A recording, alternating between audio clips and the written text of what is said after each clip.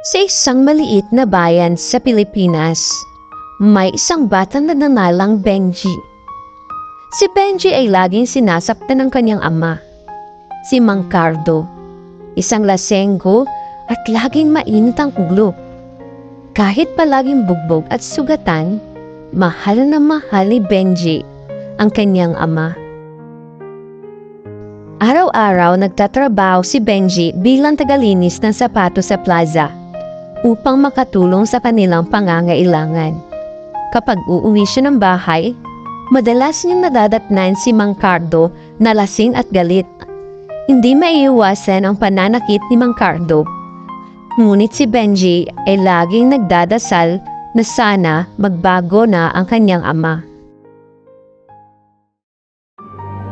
Isang araw, bumuhos ang malakas na ulan at nagkaroon ng baha.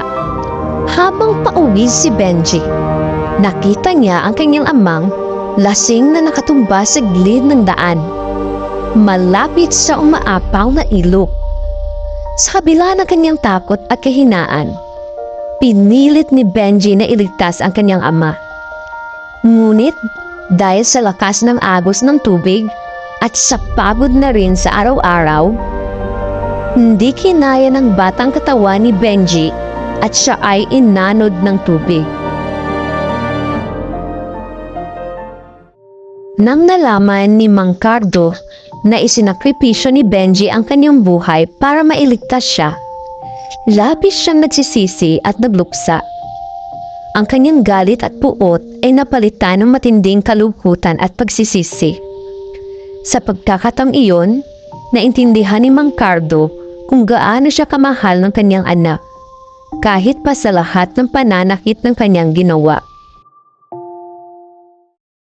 Simula noon, nagbago si Mang Cardo.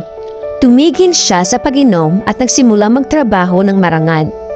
Laging nasa isip niya ang sakripisyo ni Benji at ginamit niya itong inspirasyon upang maging mabuting tao. Araw-araw, binibisita niya ang puntod ng kanyang anak at dinadalhan ng bulaklak at nag-aalay ng dasal. Sa huli, ang pagmamahal at sakripisyo ni Benji ang nagdala ng pagbabago sa puso ni Mang Cardo. Kahit na maaga siyang nawala, ang kanyang kabutihan at pagmamahal ay nagdulot ng pag-asa at bagong simula para sa kanyang ama. Mga mahal na magulang, mabilis tumipas ang panahon, kaya't ipakita natin sa ating mga anak kung gaano sila kahalaga habang may oras pa, at maging kasama nila, makinig at iparamdam ang inyong pagmamahal. Ang bawat sandaling kasama sila ay mahalaga. Pahalagahan natin ang bawat oras na mayroon tayo ngayon.